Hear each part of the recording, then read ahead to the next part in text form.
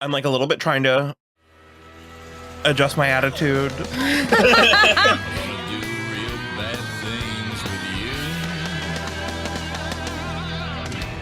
It was fun. There was fun. Do the shitty parts first. Yeah, there was fun stuff, but there was also unfun stuff. So much just like grueling. Yeah.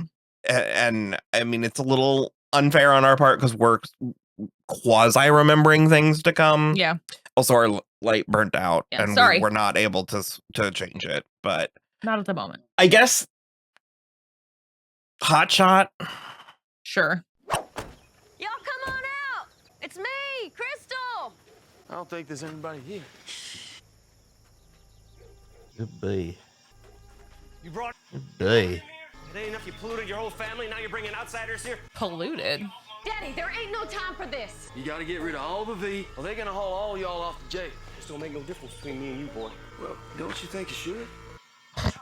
I'm trying to help your family out here. No, we don't need none of your fucking help. We're fine on our own for a long time. Oh, you? Is that so? I see a lot of people who look dirty and hungry, and several people obviously got dental problems. It's the meth. Here you go, Uncle Daddy Calvin. And the incest. Jason, like... The DEA shows up to raid Hot Shot. Well, not yet. Jason and Crystal go there first to try to warn everybody, and then Calvin gets shot dead because Felton comes back and he's hopped up on V, so he kills another one, and then he kills Calvin. You've been drinking this dirty blood, ain't you, boy? Don't knock it, you ain't never tried it. I ain't a little pussy like you. I don't remember that at all. His uncle daddy, I guess. And this is the V that Lafayette is making them sell at Eric's behest, at Sophie Ann's behest, even though that plot is done. Now we're kind of wiped out of that, so I feel like the fact that there's no more V and Hotshot and that Lafayette's not selling anymore is kind of moot. Okay. Unless, I don't remember if he ends up having money problems or something. No, but I'm saying it's weird because it's like... It's all wrapped up. In no reality am I actually sympathetic to Hotshot, but it's like Lafayette made them do this. Because well, Eric sure, but that's the thing is like, so by the time the DEA gets there, everybody is gone because Jason and Crystal warned them and Jason basically made everybody leave. So the DEA guy was like, when I got there, it was just 2 dead guys and Jason. And he was like, yeah, because Felton like took my truck and your deputy who went and warned them. Yeah. And now like Jason's in charge of Hotshot. You know, you and Daddy both gone. Well, somebody got to take care of everybody that's left. And that somebody is you. What's the Spike thing? That's a boatload of manly responsibility to come flying out of nowhere. Tell me how to. You just help them. However you can. If this is the last time I ever see you. Unfortunately. I'm so sorry, Jason. And he was like, tell me what to do. And Crystal was like, just help them. Follow your heart. You wouldn't have believed me. Yeah. It's very like, fuck you, lady. It was a lot. Yeah. Lafayette is not having a good time. No, he's still having lots of visions. You're early? Goddamn ran out the house so fast I forgot my key. No problem. Why is this weird?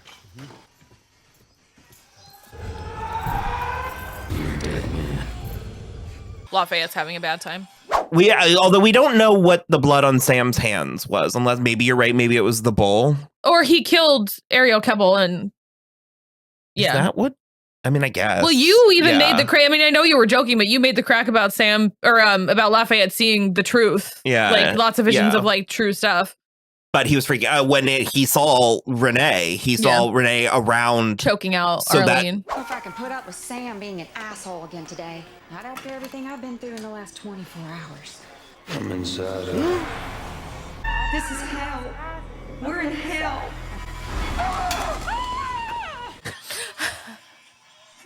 Does make it true. And he was like, I'm inside her. Yeah. That feels like confirmation that she has a right to at least be concerned. Well, it's his baby. Mm-hmm. It doesn't mean it's like his essence or anything. But it's like his essence is still very much tied to her. If Lafayette's seeing it. I feel like we're, and the like truth they were and having magic. a conversation. I don't know. But anyways, he calls Jesus. It is an ongoing plot. Mm-hmm. So.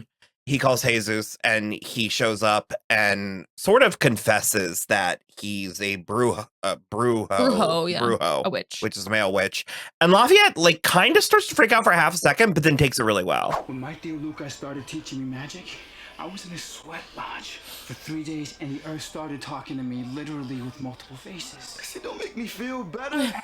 But it wore off, or I just got used to it. I don't know. You said somebody taught you magic? Yeah. You've got a lot of nerve giving him shit about the V when you kept all this a secret. You're a witch who's a nurse who's a dude. Okay, Lafayette. Heteronormative. Oh shit, I guess I looked out then, huh? Yeah, it's fine. He was kind of like, yeah, you scamp. Yeah. Maxine and Summer try to have an intervention with Hoyt on the side of the road while work is in the middle of... Like, he's on his way to, like, clock in for the road crew, and it's Maxine and Summer and the high school guidance counselor. Dear Hoyt, I have known you ever since your safety patrol. You always smiled and said, hey, to me. I have watched that kind, caring boy grow into a fine, outstanding, great man. But now, instead of choosing life, you want to go back to a vampire, and it just breaks my heart. Miss Fortenberry? Dear Hoyt, you are my first and only born. And if you think I'm going to sit back and watch you throw your life away on a red-headed dead girl... I like that she's just as mad about the hair. There will be consequences.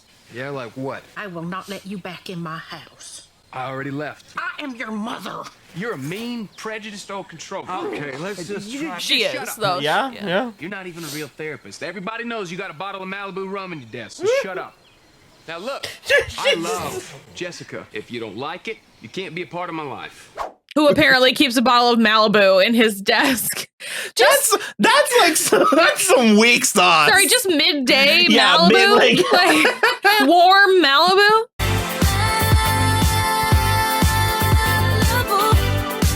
I had a bad experience with Malibu, and so when you said that, I was like, ugh. Oh boy. But Hoyt kind of lets him have what for, and then I do love what he says to Summer. He's like, I want you to have the best husband. It's just not me. And she's still like weeping. And at the end of the episode, Maxine, I think we're done with her, and that's for the best. Summer, I believe so too. But at the end of the episode, Maxine has bought some kind of rifle, anti-vampire rifle, next to a standee of Steve Newland, who has popped up in like news programs. We have neglected to mention that he's doing propaganda on the periphery. Yeah. Part of the right-wing fringe to stir up fear of vampires. Oh, was it the right wing that ripped a guy's spine out on live television? No, but it is the right wing saying that all vampires need to be wiped out of existence. Following that logic, Osama bin Laden is human, therefore all humans need to be wiped out of existence. Did you hear that? All human beings must be wiped out of existence. You're just trying to get me to say I think Coolsville sucks. I love that that's what came out of Scooby-Doo for you. It's fucking hilarious. And Hoyt then brings Jessica to the house that he rented. Darling. It's so cute. Yeah. And he's going to make her a hidey hole. Is that what he called it? Or a cubby hole or something? Oh, yeah, don't they get a house? Yes. Smells funny. This Hoyt's cute. The show does give and take. I hope you like it, because I already paid the security deposit. It's totally cute. Can you paint it? Oh, of course. I want to do all kinds of stuff. Building a totally tricked-out hidey hole for you is first on the list. You want to live together? I want to marry you. Well, we can't. Says who? People become ministers on the internet. So what's to keep me from becoming a minister and marrying us myself? Well, that's not going to work. It's very sweet, though. I love you so much. I don't know what I'd do without you. Well, I was lucky for you. You'll never have to find out. Is that a hand? Oh, no, it's a doll.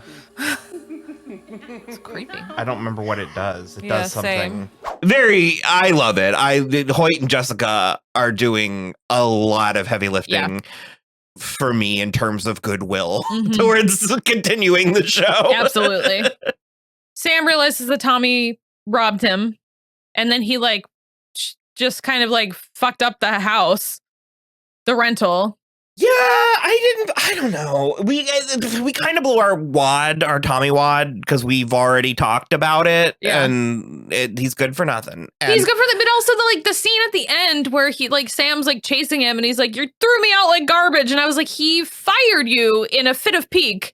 Like, I don't think that was gonna stick. He didn't throw you out anywhere. Like, it doesn't make any sense. It's just overreactive men overreacting. The way that Tommy has these like excuses in the chamber, like he's like, "Oh, so you're just gonna give up on me like everybody else does, huh?" It's a self-fulfilling prophecy. But it's also the troublesome child acting out, and so I'm like, you are clearly aware of your situation, of your circumstances, of what is happening, wrong. And you're doing this to provoke a reaction from him when I feel like it betrays Tommy. I'm like, because it's almost as if the only excuse for him behaving this way is that he doesn't know better. And so when he comes back at Sam with that sort of like evidence of knowing better, I'm like, so you do know better. You're performing. You're doing this on purpose. And it's like, what on earth would possess you? Like,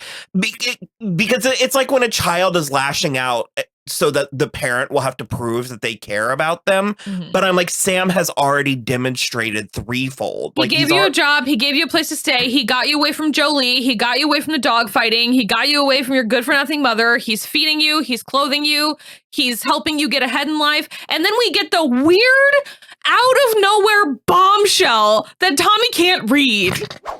My money back. Fuck you. This again. You came along, changed my whole life, took away everything I knew, and now you're just throwing me away like garbage. Think I might have saved your life, you stupid little shit. So how's he throwing you away? Stupid. Good. Rub it in. I hate this. How am I supposed to live? Get a job. I can't fucking read. Not my problem. You know where you could have learned? Yeah. 8th grade. Fuck you. Oh no. The apartment I owned last week when you lived there. Tommy Mickens can't read. And I'm like, what? It's a hat on a hat. I think it's meant to remind. Okay, you've been throwing the phrase "bad writing" around, and I've bristled at that because, again, that's not. And especially when we're doing a deep dive with the show, it's not. I don't feel qualified, or I don't like being like, you did a bad job, like singling someone out and saying they did a bad job. That's not my thing. Okay, I don't think what I would say though is it is very slapdash. The writing is very slapdash in a way that in order, each and every one of these plots is valid. They are not assembled correctly. Sure. And that's the thing that I want to make clear, I guess, that like, I don't think each episode is wall to wall bad writing. No. But Tara, Tommy, and Crystal are poorly written across the board. Those plot lines are mediocre at best. Like when they are chugging along at full capacity. Well, they're like schizophrenic. Well, that's not what schizophrenic means, but they're like manic. Yeah. And again, I think if the plot were like a sign, like how audio goes like this, sure. I think that up and down is valid. Like I think the back and forth and stuff, but it's too compressed, and so it makes it manic. Like it makes frenetic. Yeah. It's like Crystal seeking Jason out. Yeah.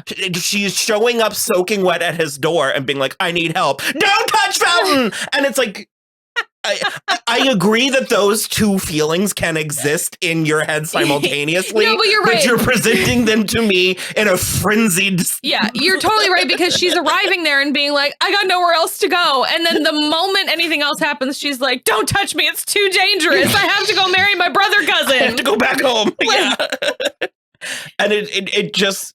Whiplash. Yeah. We get a lot of that. Yeah, because that's like when Tommy drops the I can't read bomb, you're like, what the fuck is this show now? But again, though, we already had that conversation in like episode 5. Well, I said I don't think he got can't out of have possibly finished 8th grade. But you learn how to read in 1st grade. No. I can barely read. Are you kidding? Well, the education system. I don't remember learning how to read, which implies to me that I was quite young. In spite of the fact that I've written a book, and that's what you all should be more impressed because I am not a good reader.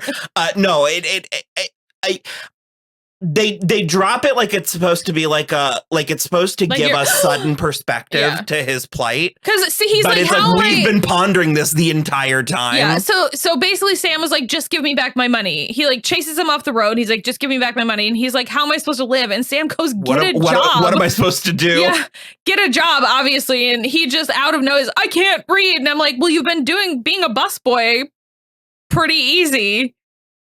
Also turn into a dog and go get scraps from someone. I don't know. Like, there is so much. This is a shit sandwich, and I don't have time for the Tommy pickle. Correct. So yeah, that was solid. Did we finish that? Mostly, yeah.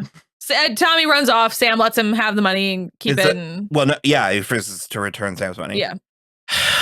Tara, you want to do Tara? Yeah. It's fine. Well, Sam tells her they've slept together. He makes her hoe cakes for breakfast, which is apparently like a tear trigger for her. And so hot cakes. What did I say? Hoe cakes. Hoe cakes. Yeah. It's a thing. Okay. Yeah. Hoe cakes are a different thing. It's like a cornmeal type of thing. Yeah. I thought you were making a one night stand joke. God, no, they're called hoe cakes. Okay. I promise. Amazing. No, so yeah, because they used to basically cook them on the flat side of a hoe, like while they were in the field. So yeah, he makes her hoe cakes for breakfast, and imagine if I just was like, Sam's a dirty slut. I was impressed. And so he ends up telling her that he's a shifter, and she does not take it great. Do not tell me you're a fucking werewolf. No. But thank you, God. I'm a shapeshifter. Shut the fuck up.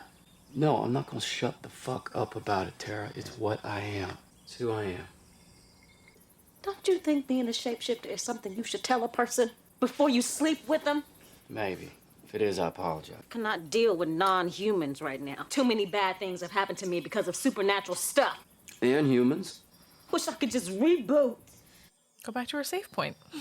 Well, she handles it better than she could. Better than she could, but not great. And so she leaves, and then she has a whole trauma flashback I'm a little in the bit on her parking side lot. where she's like up to here. Oh, for sure. And you're right, going through, and it's like, I would get out too. I was thinking this happened next season. Yeah, I had forgotten as well. But she basically has a whole trauma flashback of all the bad things that have happened in the parking lot. Which is many and varied. No, they're all the same. Aisha Hines turned up dead.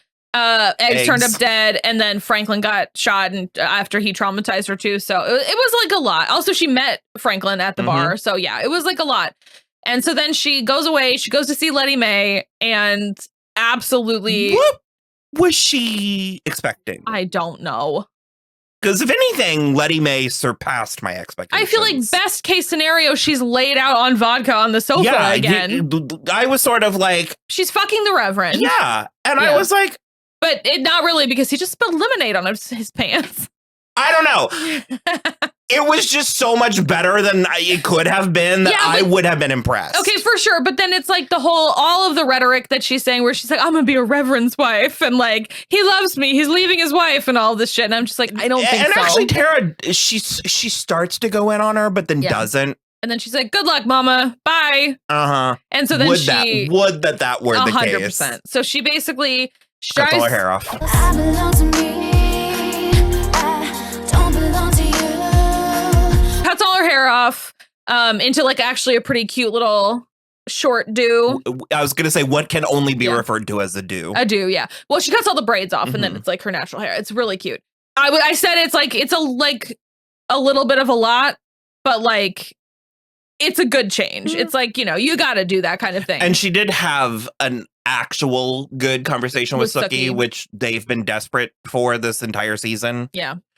Feels like forever since we just hung out. It has been forever.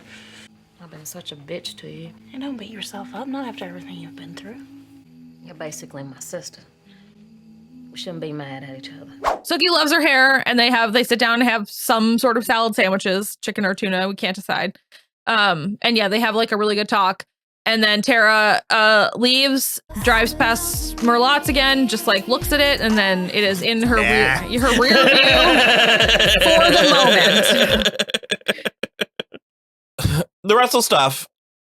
So we ended the previous episode with Eric shackling himself to Russell in the parking lot for the both of them to just lay down and wait for the sun.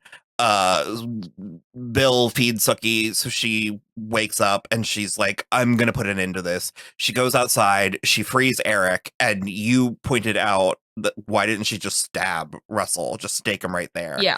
And I genuinely, because I just let shows do what they're doing a lot of the time, and I was like, God damn it, because you're so right. Although even though Russell is like the most powerful and threatening villain yet, Dennis he's O'Hare, older even than Godric. Yeah. Dennis O'Hare is such a treat and such an asset to the show that the show's not ready to dispose of him quite yet. It's frustrating, but it does work, especially if you're willing to. It depends on how you're watching the show. But because it's like Sookie's up to here with vampires. We've got 4 of them in Fantasia right now. Yeah. And they're all meant to be threats. And yet somehow they're all indisposable. Indispensable. There you go. Yeah. Indispensable. What all do they go on about? Oh God, so much stuff. It's like, well, so she basically then Eric, because he's been seeing Godric, makes her go back out and get, after he's healed, makes her go back out and get Russell as well and bring him back in. Because Godric wants all this to stop. Gör slut på allt detta hat. Kärlek är allt. He wants there to be peace. And then we did have a slight discussion where I'm like, so does this imply that Godric's in heaven? And you were like, I think it's subjective. 6 of one, half a dozen of the other. I think it's subjective to the vampire, because I think Vampire Eddie, Stephen Root from season 1, I don't think he ever did anything that was bad enough. So it's like, yeah, I think he probably did go to heaven. But also, I don't necessarily think that Godric is a heavenly apparition. I think Eric is hallucinating him. Because Eric's going through a lot right now. That's basically my 2 cents, I guess. It is a little bit groan inducing that now he's the one that's like bent on saving Russell. Yeah. And so he makes Sookie go save him. They chain him up with Silver. He is like ashy, flaky the whole time. He tries to cut a deal with Sookie and it's like $5 million. He'll kill either or both or neither Eric and Bill. Eric and Bill, or Eric or Bill. Yeah. And there was something else, but now I don't remember but he also thinks that Sookie's blood can revive Talbot, which is why he's carrying him around. We haven't mentioned that yet. It's the best part of the entire season, and probably one of the top 5 best parts of the show is that Russell is just carrying this like it's like a Waterford crystal like fruit bowl or something. Well, it's got a lid. Full of Talbot. And he's like, he's devoted to it. Yeah. And there was a previous scene where something was happening. I don't remember what, but he even turns it. So that Talbot could look.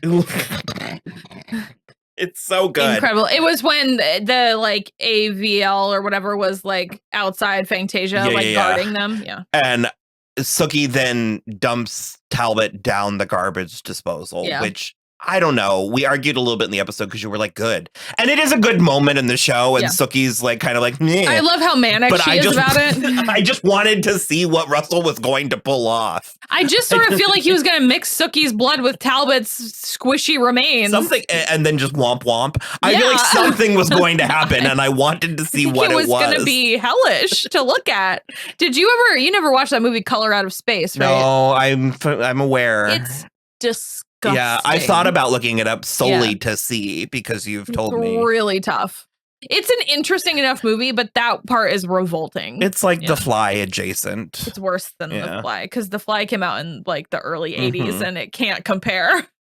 And so then Bill and Eric take Russell to a construction site. Well, they have Alcide's truck, and Alcide and Sookie kind of meet cute again. They're very flirty. He's very charming. I remember not caring for it that much when it was airing, but you had tunnel vision. I still have Eric tunnel vision a little, but like Alcide is really doing it for me a lot more now than you were like, I don't know. You're like, I remember being like blah about this, but it's kind of working for me this time. For me a decent amount. Russell can't stomach it either. He's like groaning from the sidelines, being like, "This is horrible." So good.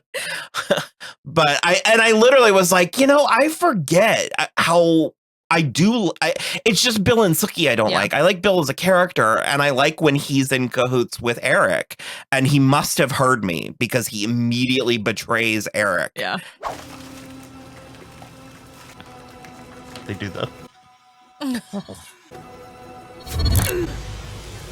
When fate presents one with such a grand opportunity, what else? I take it back. I'll fucking kill you.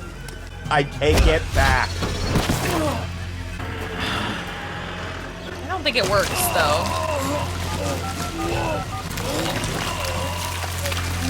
And shoves him into a second pit and starts pouring concrete on him because he's going to kill everyone that knows about Sookie so that he can protect her, aka trap her forever. Control everything about her life. It's disgusting. Yeah, mother knows best.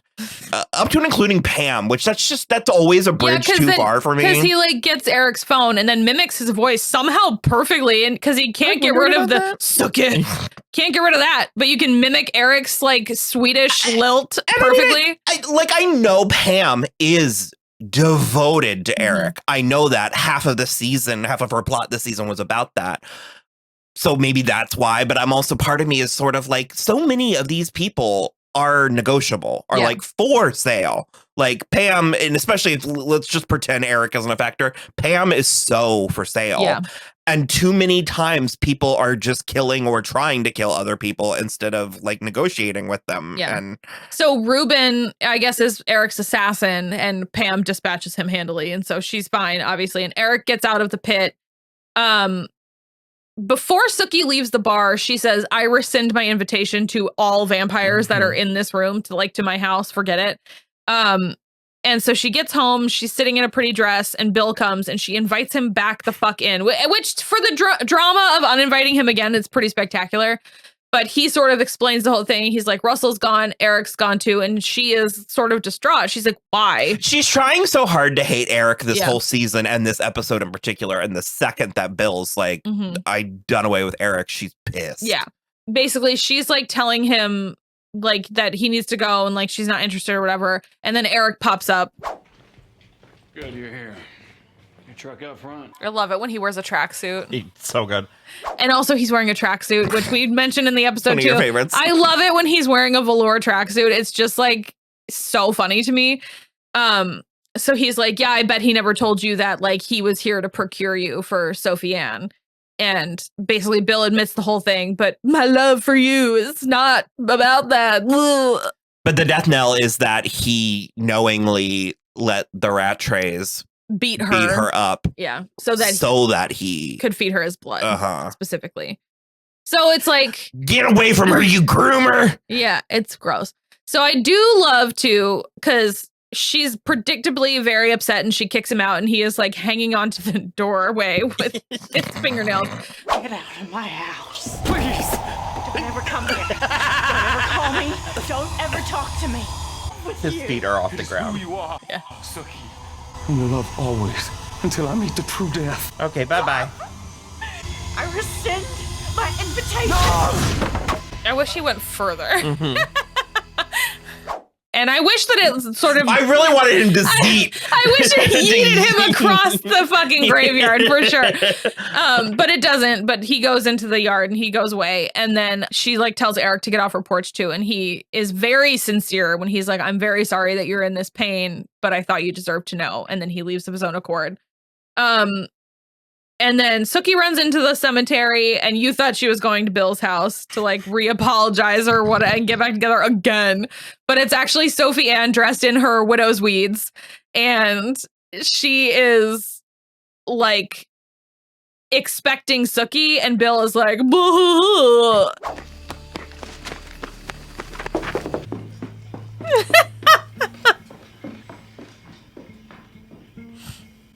swear to God, Sookie. I swear to God. No, it's yeah. Your Majesty. That outfit. We'll sidestep your recent defection. For now. She's wearing widow's clothes. Tell me, do I make a good widow? You are a vision. All right. Bring me the girl. Sookie is not here. I brought you here under false pretenses. But I do have another surprise for you. Only one of us will leave this house. Only one of us will leave tonight. It's so stupid. And so they exactly. And so they at each other.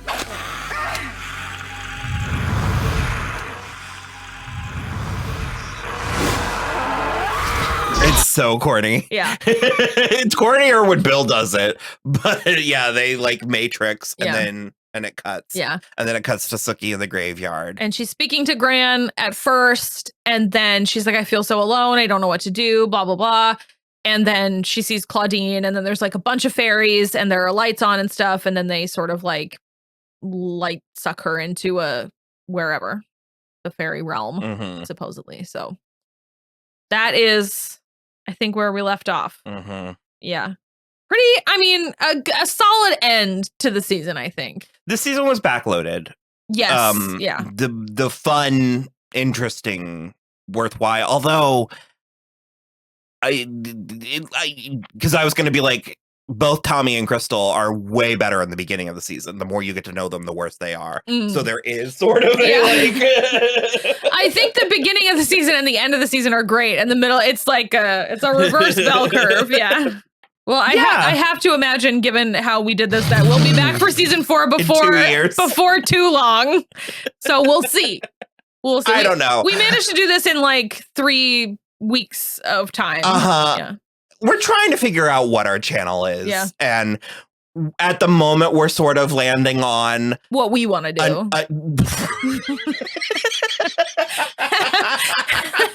Sure, but you're gonna get whatever it is we feel like doing. We're kind of doing like one current show and then a throwback and then a current and sort of staggering them that way. That's kind of where we're at. We do want to keep pulling in some, movie music, hot topic things. We are starting to toy with going live more frequently, at least once a month for a little while, see how that goes. We still have the Patreon. We're using it way more than we ever were. So if you're new or old or new and old, check it out. We're also trying to do monthly movie commentaries, watch along stuff. A lot of times it's a new movie, but sometimes it's an oldie but goodie. I really want to get something like Drop Dead Gorgeous, which I mean we know like the back of our hand. But I think if we could get Rachel to do that with us, the three of us, it would be like a 3-person, 1-person show watching. So check out the Patreon. We also have a Cashapp and a Venmo if you want to give us tips, because that's how we're able to keep the lights on. That's how we're able to do what we do. We are down to like 3 light bulbs now. Hopefully you had fun. And I actually, before I do sign off, I did want to say, I imagine we will do season 4. I don't know if we're going to cover the whole season of the whole series of True Blood. But I mean, if we make it through season 4, we may as well. I remember liking season 4. And so I kind of want to end on a higher note. No. We've got to do the whole thing because the absurdity of the ending. I feel like we have to scream about it. It was just bad. But I feel like we have to scream about it in public. Why would you want to scream about it in public? I think she means she wants to scream in public about it. Yeah. Bye. Later.